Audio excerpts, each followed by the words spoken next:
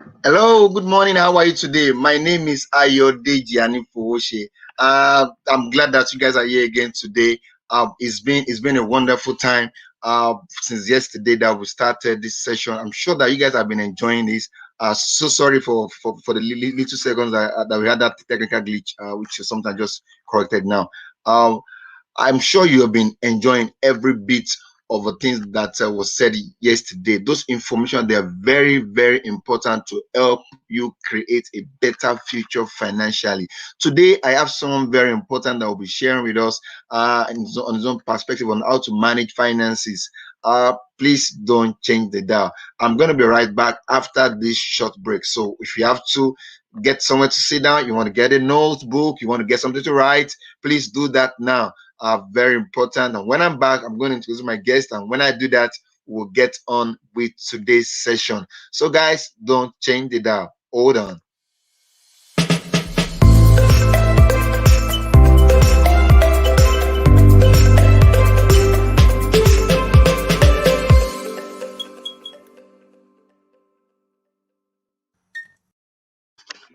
So I promised you I was going to be back, and here I am right now. So my guest for today is a very important person. I just do a brief intro about him. Is a chartered accountant. So like I told you guys, I'm not bringing people who probably just have an idea of what they think finance should be, or they probably think it should be this way. He's also a qualified mortgage advisor. He's a mentor and a lecturer, is a property investor, landlord, and is the founder of a UK registered charity that supports orphans and abandoned children in Africa. So wherever you are, guys, all over the world, join me as I welcome Mr. Abbey Orebanwo. Good morning, sir, and welcome to Great Father, Great Husband channel. Oh, good morning, Ayo. How are you doing? Very good. Thank you It's so much nice to for see being you here again. today. That's good. That's Yes, good. yes. Well Thank done. you Well so done. much. Yes, it's good to have you here today. Oh, Um, so before we start, let me just say a word of prayer. Father, we thank you for this morning. We thank you for all you have done, all you're doing. Thank you for this session today. We ask that you speak through us so that people can be more enlightened on how to manage their finances and your name shall be glorified. Thank you, everlasting Father. In Jesus' wonderful name we pray. oh, Amen. amen. Amen. Amen. Amen. Thank you so much. All right, sir. I'm sure people all over the world wants to know who you are. Who is Mr. Bawo, Mr. Abbey Orebanwo? So can you please go ahead, sir, and introduce yourself, sir? Oh, thank you. Thank you very much, Ayo. I mean, firstly, I'd love to say thanks very much for inviting me to your program to share, valuable information with fathers. I'm always so excited when we're sharing information with others. My name is, and happy, should I say, this is a season of fathers. Happy Father's Day for Sunday to all the fathers out there, and I hope you guys have a wonderful day and a wonderful program on Sunday. Yeah. Yes, as you said, my name is Abbey Orebanwo. I'm a married man with two lovely daughters, two lovely children. I say two daughters. This is my son. Wouldn't have, he wouldn't be happy with that. I've got a son who is also an accountant, and my Wow. daughter who is Wow. going to become a medical doctor. So my son, I mean, on his next birthday, he's going to be 30. So he's a Oh, big boy. wow. Well, yes, as you've already said, thanks for the introduction. I'm a qualified accountant, and I'm a mortgage advisor as well. Although I don't do mortgages anymore. When I say I don't do mortgages anymore, I don't. I still have a team of people that sort of do the advice. But I'm a qualified mortgage broker. I'm a mentor. I do a lot of mentoring, and I used to teach in accounting. And apart from that, that's my professional qualification. Well, apart from that, I dabble a lot into properties. So I have a few property companies, in the UK. I live in the UK, and you know, my life is sort of balanced in the way that I try to give back to the society as well. So I am the founder of an organization called Gap Orphanage Foundation. which we started up about 15 years ago. We support orphans and abandoned children in Africa. As part of social life, love traveling, love playing football, squash, dancing, things like that. And anything that keeps me active and keeps me going. So in a nutshell, that's who I am. Thank you very Wow, much. wow, that's a lot. Thank you so much, sir. No Um, problem. before we roll into the question, so how long have you been doing accounting, or how long have you been handling things around finance? Oh wow. Okay. Should I say I'm getting close to retirement? So Whoa, a long time ago, at least about 25 years or so.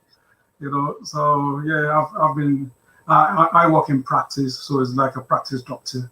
I'm a practice accountant, so we support a lot of people. So yeah, over 20 25 years, something like that.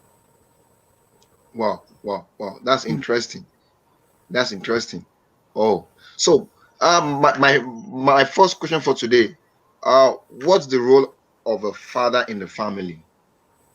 Oh wow, that is a very interesting question. The role of a father. The father. I mean, obviously this program is geared towards fathers, and if we're talking about the father is the sort of person that needs to step up. But let us break it down first. They said the role of a father in a family. And what's a family? Family unit is where parents and children come together and live under the same roof. And what is important is the father then plays the father in the business world. I would describe the father like as a CEO of that family unit. So there's three people in that unit: the father, the wife, or the husband and the wife, and the children. So the people who set up the unit is the father or the husband and the wife. So the first role of the father is to, number one, look after himself.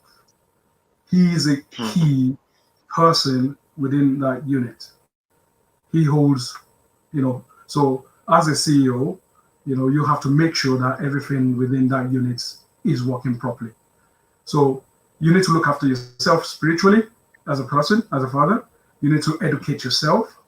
You need to be physically fit, physically minded. You need to be financially stable. You need to build a good foundation for yourself. You have to strive to that first before you can now start, reciprocating that onto the member of the unit.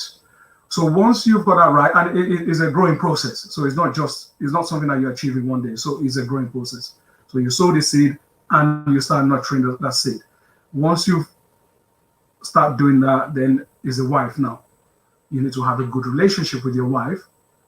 Once you have a good relationship with your wife, it's about communication, about having good health, about sharing things together. They always say a good husband bring the best out of his wife. So what is important is to now communicate together as a unit to now translate this communication to the kids.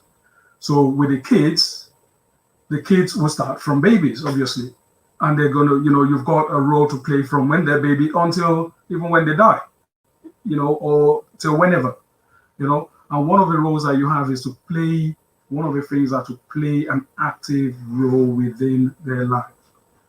You've you've got to educate them, make sure that they're educated. You've got to set rules, ground rules, and boundaries for the children. You've got to financially support them. As a father, you've got to protect them. It's important. I mean, I remember when I was growing up, when my dad comes around, I feel safe. You know, and this protection could be in any mental protection is there as well, because not every children are the same. So you've got to support them mentally, you've got to support them physically. You've got to be a good role model. So in a nutshell, that I think that's what the role of a father. I think that's what a father needs to achieve. So he is starting with himself. If you have a strong role, then you would, the family unit would fall into place.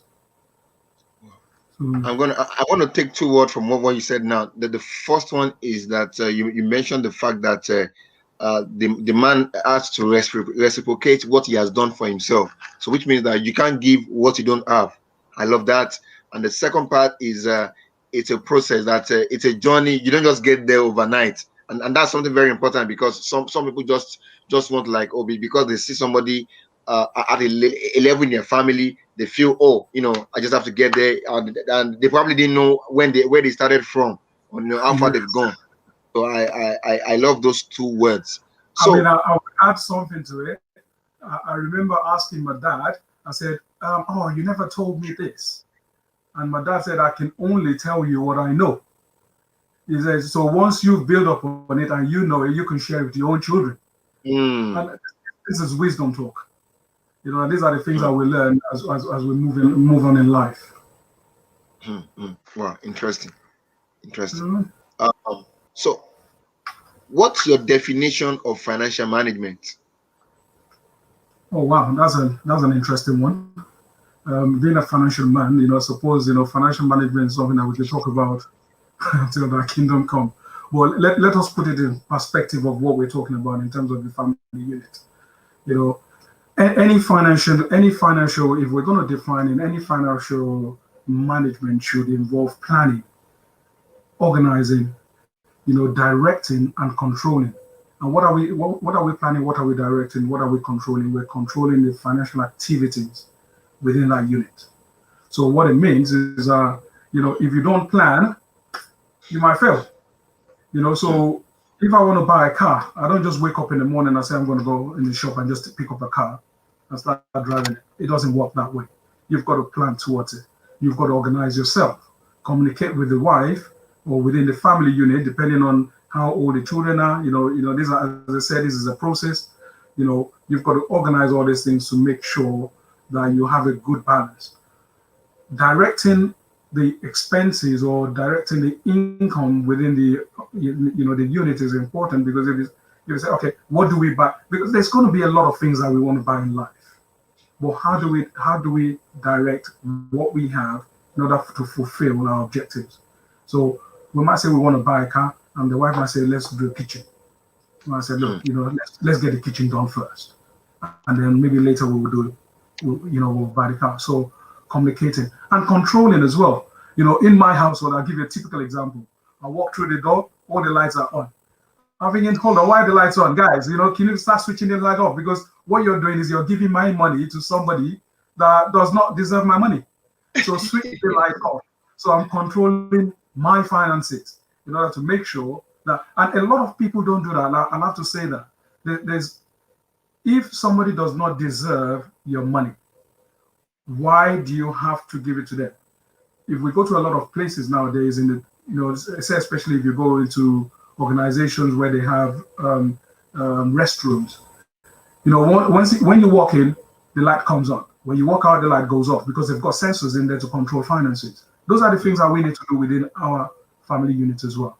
So, mm. I mean, in a nutshell, that's what I would say. The definition would be, of financial management.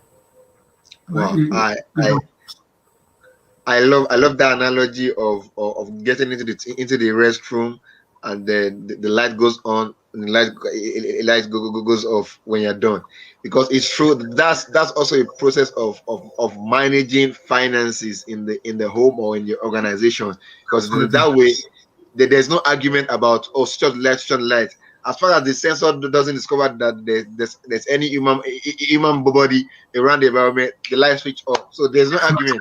That's I correct. think that's something we should all implement in our houses, and we will not have any argument about, oh, to turn on the light. This is it. This is it. I love Yeah. it. In fact, recently we changed our shower head, and the shower head is working in a way that when the shower is on for so long and the shower cannot feel anyone underneath, the shower stop running. So it's a way Yeah. of also managing the water.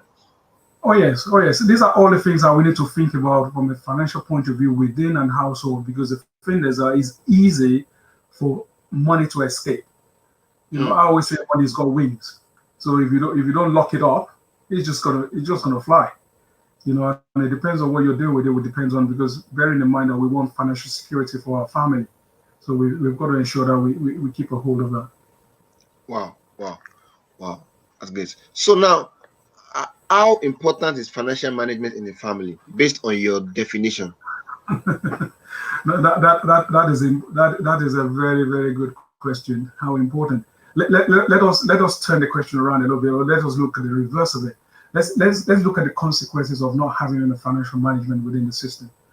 You know, if you don't have proper financial management, or if you don't control things properly, it leads to a lot of things. You know, one of the biggest problem with finance is divorce. You know, family breaking up. You know, homelessness. You know, bankruptcy. You know, unhappy family, unhappy children, unhappy wife. You know, we look at high level of debt and things like that. So these are issues that if you don't have a proper financial management would create problem for you. So in that terms, you then have to look at what is important. Why is it important for you to have a good financial management? It should be a planning tool. You know, you should use it for, you know, your day-to-day planning. So why sit down with husband and think how much comes in every month? How much is our bills are going out? How do we direct? You know, we talk about the direction. How do we direct it? How do we control? You know, and all these issues that you'll be asking yourself in order how to make sure that you don't fall into the trap of the consequences of not having one. It causes a lot of financial stress. That's one thing that in the family that people, if you don't have good planning, there would always be stress. There would always be arguments. You know, it might not give you the opportunity to save. You know, it's important so that you can save. The more you plan, the more you have that, you know, control, the more you can plan, the more you can secure your future. Inheritance. Every father wants a good thing for their father. The Bible says a good father would leave inheritance for his children and his children's children. You know, so from my own point of view, I have been thinking about inheritance since when I was even, I don't know, you know, maybe in school. So, you know, you need to create a good inheritance. It's important to have this. And it creates a good, happy environment. And, you know, it reduces the fact that, you know, financial stress, it will reduce that. So these are all the reasons why these things are important. And I think they're good too within a household to have good management is things like a cash flow forecast, you know, balance sheet, a budgeting tool. So something where you can use to budget and find, you know, keep control of whatever you're doing within that household unit. So it is very important to have financial management, you know, within the household. Very, very important. Wow, thank you, thank you for what I said. And truly, not having financial management in the house has made some marriages to end so Yeah. fast because of money properly. So my next question: what's your opinion about who should bear the financial responsibility and management in the family? Oh, okay. That's an interesting one. If we go back to when we first started, you know, we talked about, you know, the family, the role of the father in the family. I think one key important thing that I would say is that the father should always step up. I mean, your question is twofolded. You know, you talk about financial responsibility and financial management. You know, everybody needs to play some kind of part, but the father should always step up. It gives us, you know, that, you know, responsibility of saying, look, I've put a unit together with my wife. We've got children. We need to ensure that, you know, we define what we want for these kids and how do we make sure that the kids achieve the purpose in which they're being called for, right? So if you look at it, let us take it, let's take the financial responsibility first. The financial responsibility in a unit is a debatable one. I feel husband and wife should come together and decide. The father can always say, "Look, I'm going to take responsibility." Wife, okay. Let me take an example. Within my family, I'm a professional. My wife is a professional, but Okay. even though my wife is a professional, I'm not going to go to her and say, listen, I want you to pay the mortgage, or I want you to pay this, or I want you to pay that. I automatically take charge of those things. That is me. The wife automatically take charge. Hello? The wife also automatically take charge of, hello, are you there, or is it cut off?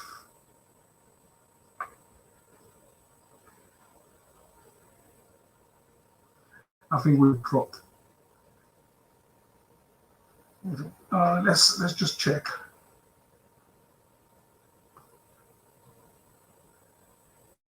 Might be a network problem.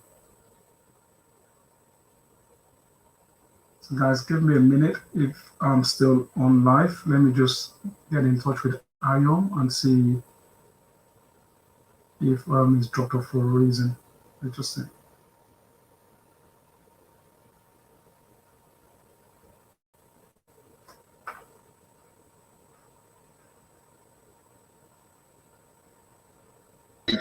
We are back now. Oh, okay. Sorry, yes. What happened there?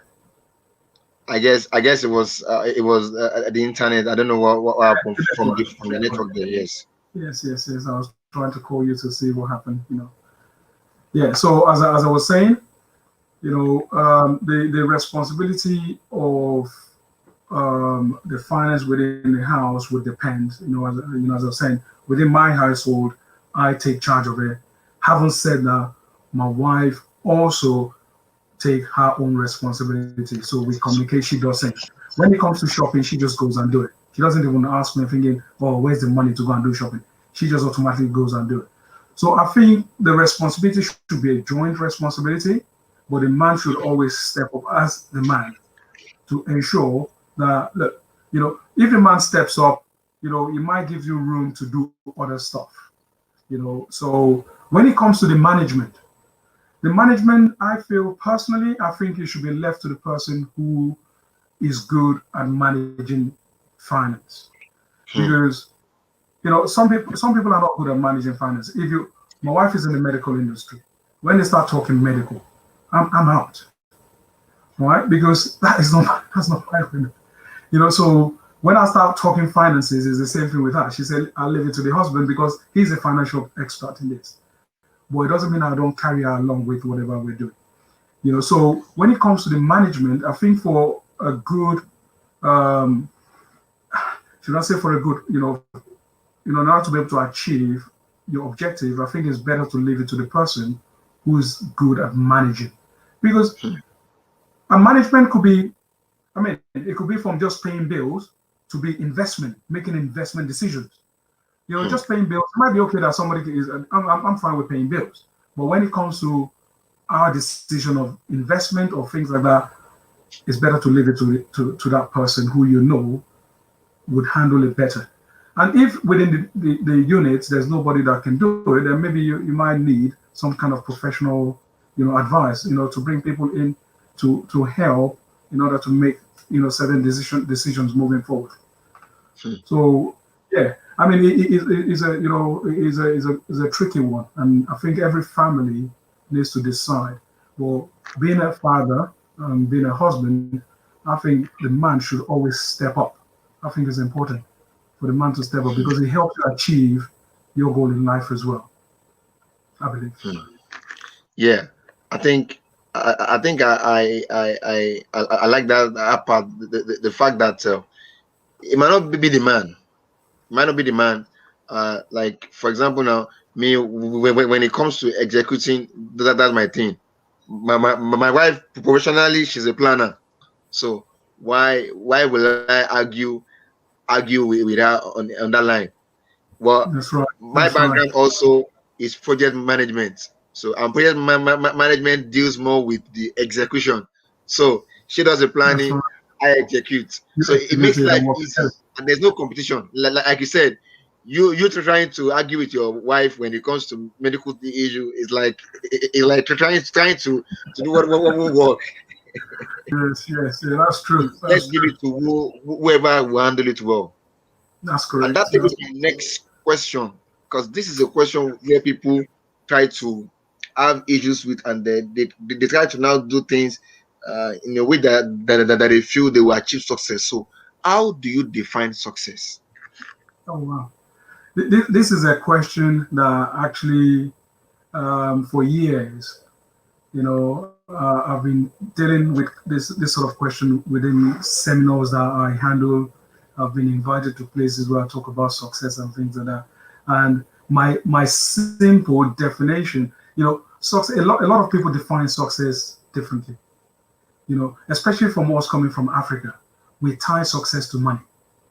And I personally believe success is not about money. You know, and I would explain. Everybody has a purpose in this world. God put us in this world for a purpose. And let me use this analogy if I could. God is like a manufacturer. He puts us in the world and he says, look, I want you to go and be a doctor. I want you to go and be a dentist. I want you to be a pilot. I want you to be a scientist. He gives everybody, he wires us with certain things that he knows that this is what I want you to go and do. And that is in us. Well, from day one, when we're born, is in us. So what it means, our duty in life is to find out our purpose in life. And finding our purpose means that, you would do things which you are happy to do. Some people go to work and they're unhappy to go to work because that is not the purpose in life. As a matter of fact, you go to work and you can't wait to leave work.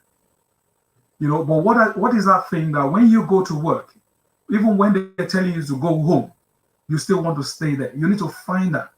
And if you can achieve that in your lifetime, you've achieved success. And where money comes is that while you're achieving your purpose in life, money flows to you. A typical example, we're online now, we're using the internet. As we're online, we're paying somebody. We don't know that person. God called him for a reason to create this internet. And while he's created the thing, he's achieved his purpose in life, and we're now paying him. And what happens? The man becomes rich because he's actually achieving his purpose. And then when he looks back, he will say, listen, do you know something? I've achieved the reason why God has called me. That is my definition of success. So, and the only way you can achieve that is by doing that thing that God has called you to do on a daily basis. Some people take their foot off it. Some people don't know what their purpose in life, and they just keep on doing what they, sometimes, and that's why we need to be careful. As a father, I'll give you a typical. I told my son once. I said, "Oh, I'm an accountant. Why don't you become an accountant?" And my son said, "Oh, Dad, I don't want to be an accountant." I think, fine. I preach success. I preach about this is what I preach. So if God doesn't want, I can see a lot of things that you can do. So if you don't want to be an accountant, it's fine. But he woke up one day and said to himself, "Dad, do you know something? I want to be an accountant." And I'm thinking, wow, okay. I told you about being an accountant. And now he's actually, in a high position within his organization. The boy is only 29 years old, and he's already in a management position within an organization. So he's enjoying it. He's enjoying the process. So that is what success is all about. I believe that's what success. It will drive money. That will drive money towards you. If that helps somebody. Wow. Thank you so much, because it's been an issue. Some people also feel, when I wear is until I wear expensive clothes, I'm a success. But unfortunately, when you look like the likes of Mark of Facebook, what Mark is wearing, the t-shirt and the jeans. That's right. And you probably have maybe 1/4 of the entire wealth of Mark. You're trying to wear one powerful, expensive wear. So you say that we have made it wrong when we say success is when you put on expensive clothes. Unfortunately, society looks at the material stuff. If you drive a nice car, I was still talking to somebody today who, they're very young, and they want to go and buy, almost a brand new car. which is very expensive. And I'm thinking, listen, let me give you a piece of advice. I've been through life. I've achieved certain things in life. I said, this is not the time for you to be putting money into expensive cars, because that is not an asset. It's going to devalue over time. And if you put 20 grand into it, that 20 grand is just going to disappear. Buy something decent. Don't look at your friends. Buy something decent. Once you buy something decent that you want, that's going to take you from A to B, you're young, you're in your early 20s. Nobody's looking at you. You might think people are looking at you. Nobody cares at the moment. People drift in and out of your life, and that's what is going to happen anyway. So buy something that will take you from A to B. Be happy with what you've got. Start saving towards your future life, investment, whatever. I mean, my son, as I said, he's a young boy. He's on his second property, because I'm sharing things with him. He's listening, and I'm a landlord. He's a landlord, and I'm passing the baton to him. So when I come to retirement, I can hand over easily to him. So it's not about him. And what would happen is, when you it's like, as I said, it's like sowing a seed. Once you sow a good seed and you nurture that seed, it is going to grow. There's no one doubt about that. It is going to grow, and you're going to reap the reward. What reward do you want to reap? Do you want to reap the reward at the early stage of debt, or do you want to reap the reward and wait for a while and then start buying a car cash, start buying a house cash, being able to help others, because there's a lot of people that need our help. Do we reach out to those people? So these are all the things that we need to think about. Wow. Thank you so much for that, sir. So okay. When should I start saving for retirement? Because now you just spoke about the issue of retirement. You said you are close to retirement. So when should, as a chartered accountant, when should I start saving for retirement? I love your questions, because your questions are questions that will definitely help a lot of people. I mean, let me put it in this perspective. When I started my retirement, when I started my first job, I was working in McDonald's many years ago, and I was getting paid £2.50. No, it actually was £2.5p an hour. And you would work a lot of hours, and you come up with about £70 for the whole week. Wow. And with that £70, I still have to put some money aside for my retirement. And something, the earlier you start, the beautiful, the brighter your retirement is going to be. I'm the sort of person that from my very young age, I've been thinking about how I'm going to, I said something about, I'm getting close to my retirement. I can retire now if I want to. That's a choice that you have to make. But the thing is, I still feel there's a lot to fulfill. I still feel I'm a young man, and I still feel there's a lot of things I need to do. So I just keep on going. But it would come to a time where I would say, listen, I'm done. I'm out. Being out doesn't mean that, I'm not going to be working. I'll be doing other stuff, but it just means that financially, I don't have to stress myself, So what I would say is that the earlier you start, the better. As a matter of fact, immediately you start earning any money. So maybe when you get into your first job or something, or say, for example, let's even go back. It's not only just about the retirement, because there's two words in there: savings and retirement. You're saving, you're putting money away anyway. So I started savings for my kids from the day when they were born. The day when once they were born, I set up an account for them. And you start saving for them. And you'll be surprised that money could create, it could do anything in the future. They can use it for retirement later on. They can use it for investment. They can use it to buy a car. They can use it for whatever they want to use. But the earlier you start, the better. And I will always say to fathers, I do a lot of, being, somebody in the public practice, I'm always advising individuals about savings and things like that. I always say, look, once you have your child, open an account. And don't be surprised, there's a lot of fathers or a lot of parents that don't have accounts for their children. It's something that you have to do straight away. So the earlier the better. And retirement, there's a lot of things. There's a lot of things that you could save towards retirement. In the UK here, we have things like savings plans, we have the pension, We have what's called investment plans. You can invest in properties. You could set up a business, because a business could be part of your retirement plan.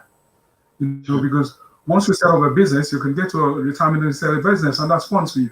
You could go into properties. If you've got a network of properties or portfolios of property, you can get to retirement and you could live on that. As a matter of fact, for me, pension is a very small part of my retirement. Very, very tiny little part of the retirement.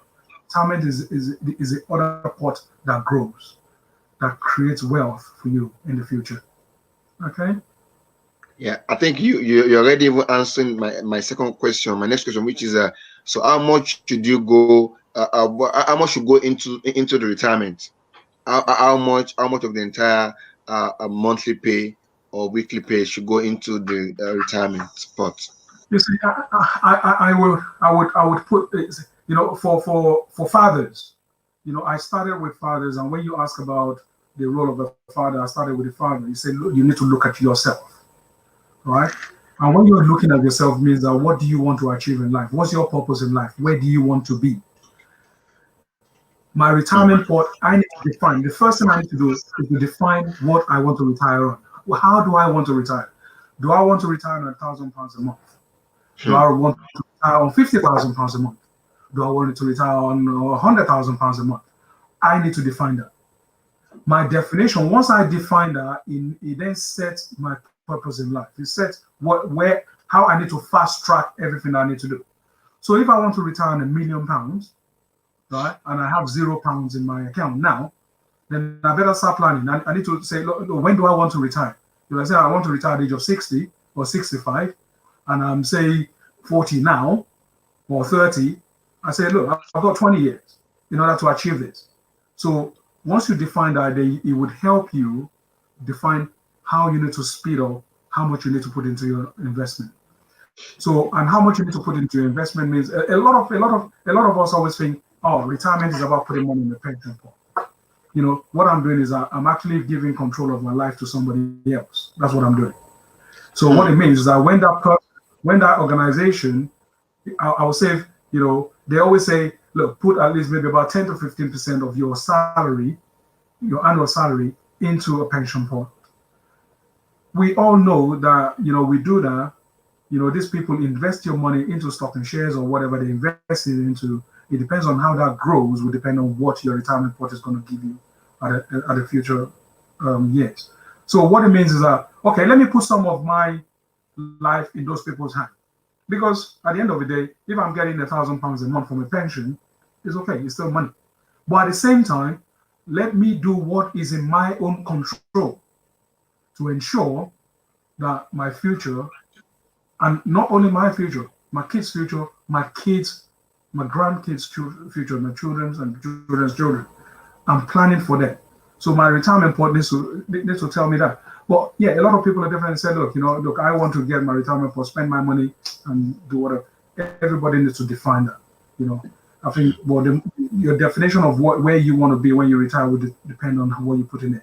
But as a rule of thumb, maybe between about 10 to 15% of your annual salary into a pension pot or something like that, if you're not an investment person or you're a business person, would be something to think about. Wow, I like the way you give the answer. That it depends on how you want to retire. So that was so you set a goal for yourself. Since you want to retire in a certain way, then that will help you to plan what you need to put together. So people want to ask, they want to get married, they want to know, okay, now we are married or we are about to be married. When are we really? Can we really say that we can afford a baby or babies? Money, baby is not about finance. Baby are God given, what's it called? The God given, or baby is God gift. That's correct. So I'm not going to tie finances to baby. As a matter of fact, when I had my son brought blessing to me. So babies bring blessings. Once you are in a marriage, once you decide to settle down, no, you don't even have to be married. Even if you're in a relationship or whatever it is, as long as it's a stable relationship, but once you're in a marriage, baby would come. That's what people are praying for. So we shouldn't attach financial, what's it called, to it. What would happen is that if all our planning, what we've been talking about all afternoon, is in place, you will be fine. The only reason why you will not be prepared for a baby is if your financial management is not in place properly. Because part of your financial management is savings. So if you have a savings pot, money doesn't come into play. As a matter of fact, you'll be praying to have kids once you get married. That's what should be.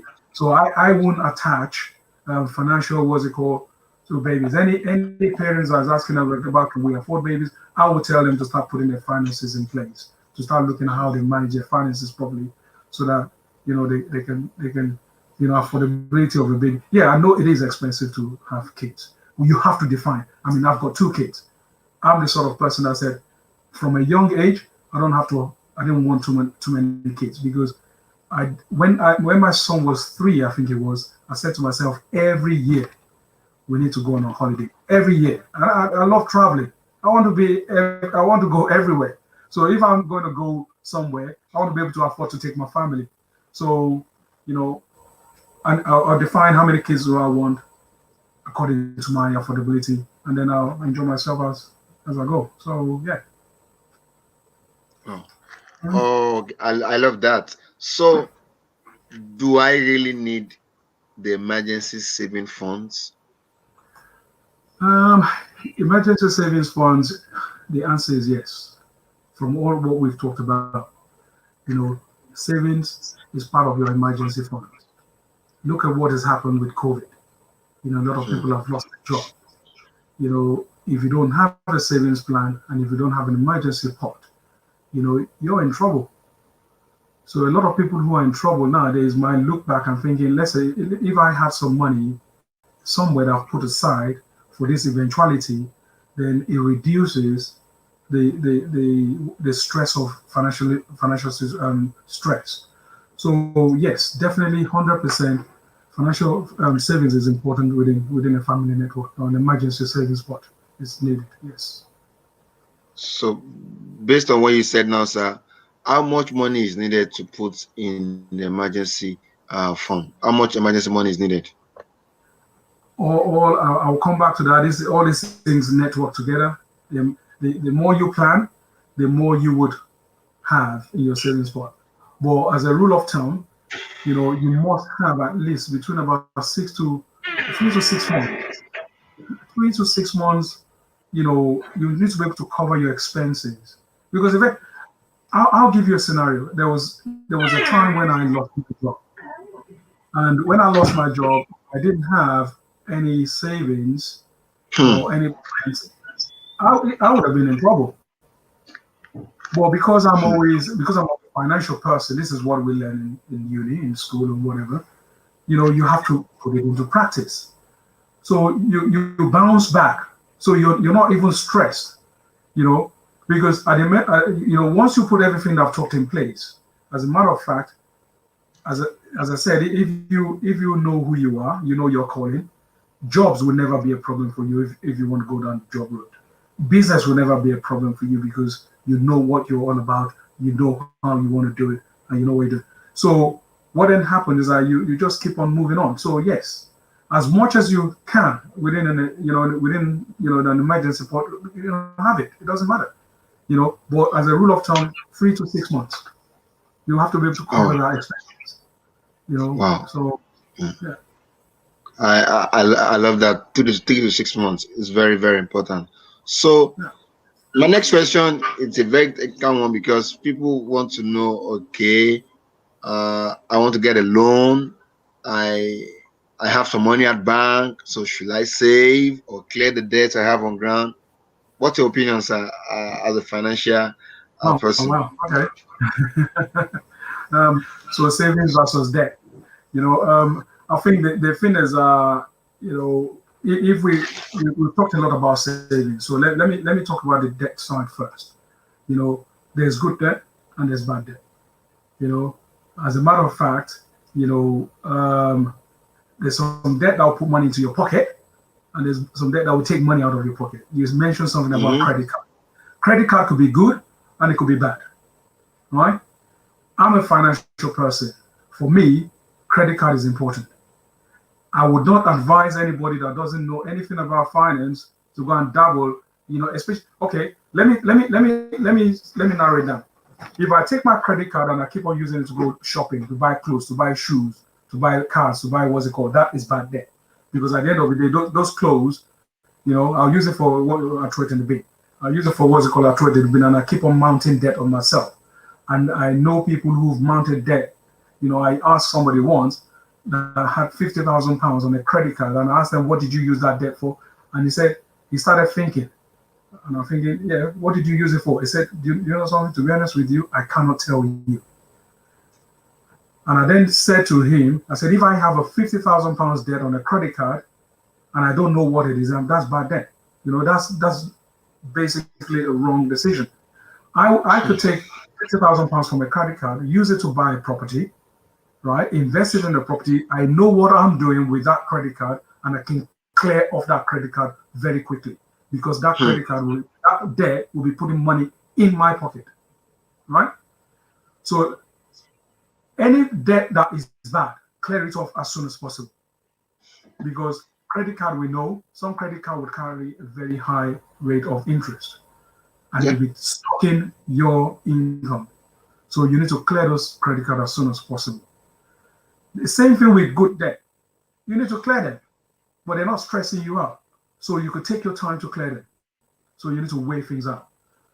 But when we come to the savings part of it, let's don't even debate savings. Savings is an expenses. That's what I call it. It's an expenses on your cash flow. So that means there's a line on there that is called savings. And every month you have to put something away. If you don't do that, then how are you going to have that savings pot or that emergency pot? So you should always save. But you can always look at debt. You see, and as a matter of fact, when we're looking at finances as well, you could use, loans or something like that to create wealth. That's what institutions do. Why can't we do the same? So we need to think about us. Yeah. So to answer your question, you need to do both, but you need to get rid of the one that's giving you stress. The one that is going to cost you, make you end up in hospital, get rid of it as soon as possible. Get financial advice if you need to, because that's important. Some people don't know how to do it. They might need advice to do it, to get things done. So yeah, get a financial advice if you have to do that. Wow. Thank you so much, sir. We are going to be getting to the end of today's session, but I have two quick questions, three to end. So now I want to ask, if a father wants to go into an investment, how can he start? What do you think is the best thing to lay hands on at this moment with the way things are going on around the world? Okay, that's another good question, and I'll use myself as an example. I believe, this is my belief, right? This is my opinion now. Any man, if you want to create wealth, you need to have multiple income. You cannot rely on, I'm an accountant, I get paid £2,000 a month, that's what I'm going to rely on, and I want a good future for my children. It's not going to happen that way. So you must, I'm a firm believer that, yes, I have a profession and I have an interest. My profession pays my daily, my interest could build my wealth. So what it means is that if you're going to start investing, you need to look at the options. What options do you have? Your options could be, your financial plan will probably determine what kind of option is available to you. So there's things. Savings is part of the option of investment. Business, we've talked about it. You need to invest. If you're a business person, start it. Don't let fear get into you. Because one of the things that people, I'm not ready yet. When am I going to do this? And they procrastinate on things and they never get things done. Look, when I was going to start my business, one of the things I'll keep on thinking, I can't do it. When I got into the business, I realized I know more than an average person. And an average person will pay me for my knowledge. So, and then you're going to build from that. So you can look at investment in business. You can look at investment in stock and shares. A lot of people are looking things at cryptocurrencies, world now, and things that do your research is important. Education is key. Property is one good place to be. So when you want to start, look at the things, because it's about growth. It's about growth. So you could start and say, look, let me start with savings because that's what I need to do now. And then you say, oh, look, let me give myself 1 year. And then in 1 year's time, I want to start investing in stock and shares, or I want to start a business or something like that, and you build it up. But if you're not familiar or you're not savvy with what to do, seek professional advice. Get that advice, get someone that can hold your hand and move you on in life. So yes, and one important thing is to take action. Take action, because if you don't take action, you're never gonna get it. You're never. People are always scared. That's the worst thing that you could do. Be frightened of what you want to achieve. Just get it done. Just do it. Yeah, I think you really answered that question so well. That'll take my next question. What's the best decision you've ever taken that has shaped your your finances up to this time and even for the future? I would say for people that know me, I would say investing in properties. And going into business. I say going into business is a key thing because I'm a business person. So I look at any sort of investment opportunities. But investing in properties is one key area that is actually helped me to shape my financial future. So I would always, and that's one thing that I do on a daily basis. I help people to invest in properties. And we know that, once you invest today, in the future, property always appreciate in price. So what it means that you can create a huge, enormous amount of wealth in properties. Okay. We have a question here from my wife from the comment section. She says, "Sir, how did you go about investing in real estate? You mentioned earlier that you're a landlord. So how did you go about it, starting investing in real estate?" A long story, but I've always been, it stems back from the family unit, but in a nutshell, I've always been the sort of person that wanted to invest in properties. So that's why I'm a mortgage broker, because I did a lot of education when it comes to that area. And I started many years ago, and I know that, having a good portfolio of property, because as I said earlier about your retirement, if you want to plan your retirement, you need to plan something. So I wanted my retirement to be in my hands, so I planned that from a very young age, and I started investing in properties, and I keep on going. In terms of how you're going to do it, you need to seek advice if you don't know how to start. I don't think this is a platform now I could be here till the kingdom come talking about that. So if anybody wants advice on that, or wants, some kind of what's called, they can always get in touch with me, maybe through yourself or something like that, and we can take it from there. Okay. Well, thank you so much, sir. My last question before we round up is, how can people get to contact you after now, if there is need for anyone to contact you for any financial advice? What's the best way of getting across to you? Okay, I'm sure there's a lot of people watching your program from. I'm in in England. You're in the States. I'm sure a lot of people from Nigeria are watching. So I think the easiest thing might be for me to give you my details, maybe an email address or something like that. They can email you or something like that, and you could sort of pass that on to me, or whichever way is suitable. Yeah. So If I can give. Yes.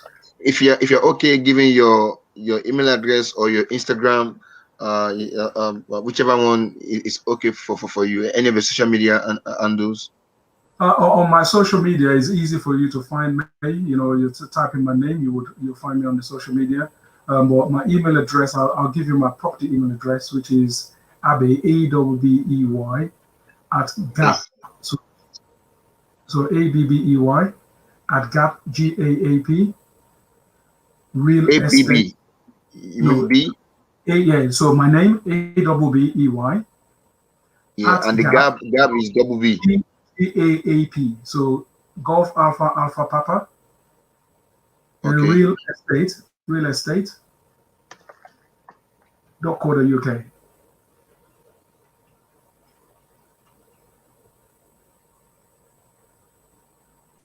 Okay, let me try this.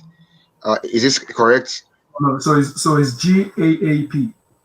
So golf alpha Oh, alpha. okay, okay. So gap Uh, gap real estate.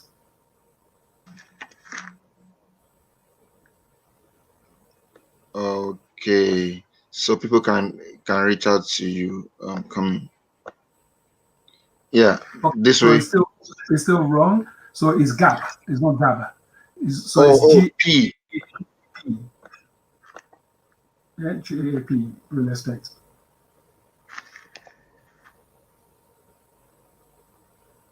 Sorry about that. That's Okay. okay. That's okay. Yeah. That's So that's people great. can reach out to you through that. I think that will go a long way. Once more, I want to say very big thank you for making the time, taking out of a busy schedule, because I know how busy you can be. Being here, thank you so much, so much of wisdom. I've gotten so much. I've put down a lot of things that you have said. It's a lot to learn from, and I do not take this for granted. Thank you so much. No, Before you you're go, welcome. let me just say a word of prayer, and then if there is still time, I'll probably ask you to say one or two things before Okay, we end the session. no Father, we problem. thank you for this session this morning. Thank you for all that you have helped us to learn and then being able to shape our finances for a better future. We are grateful. We ask that you bless and then increase Mr. Abbey, and your name will be glorified, and you'll be with his family. Thank you, everlasting Father. In Jesus' name we pray. Amen. Amen. Amen. Uh, Amen. if you have any final parting word for our viewers watching all over the world. Okay. I think what I would say, as a final touch to what we discuss is all about action, because that's the key to everything that we're discussing. If you do not take action, you're not going to. If you're not part of something, you cannot, get benefit from it. So one of the things I would say is that determine your purpose. Determine what is your calling. Try and find out what your calling is, and try and work on that. If you're not happy in a job, that means that is not your calling. Find out what your purpose is. Educate yourself, because everything that we're going to do is about education. I keep on talking about getting maybe professional advice. Professional advice means somebody's learned a lot of things which they can share with you. It doesn't mean that you can't learn it yourself. So when I always get professional advice, but when I'm getting professional advice, I still go online and find out information. Believe in your ability is very important. Don't shortchange yourself. Dream big. A lot of us don't dream big. I mean, a lot of us want to make things happen very quickly. Rome is not built in a day, and it Hmm. takes a little bit of time to do that. So dream big. Set your financial plans for you, your family, especially the children. The people who are wealthy or who have been successful is because they do things which God has called them to do. Write down your plan, implement those plans, carry your family along, invest, cash flow analysis, budgeting, all these things that we're talking about today, put them in place. If you, as I said, my email address is there. If somebody needs, help with certain things, I'm happy to help. But bearing in mind that I'm a very busy person, so if you send me an email and you don't hear from me very quickly, please bear with me. I'll come back to you, or maybe get in touch with Ayodeji, and then we can find a way to help. My retirement plan, I'll say one of my retirement plans is to do things like this just to help the youth, you know, and how to shape how they want to move life forward. So yeah, that's me. I hope this has helped. And I'm sure you guys have got more event lined up for the week, and I wish you all the best for the rest of the week, and happy Father's Day again. Yeah, thank you so much, sir. So grateful for today, and I'm sure everyone was so blessed greatly. And then we're going to be ending this session at this moment. And then, uh, guys watching all over the world, thank you for joining us. Thank you to my wife on the background, always doing what she can do best. And then for everyone that also joined, thank you so much. And we'll be meeting again same time tomorrow. And then a very big thank you to Mr. Abbey. Thank you so much. Okay, guys, till we see tomorrow. God bless you. Bye.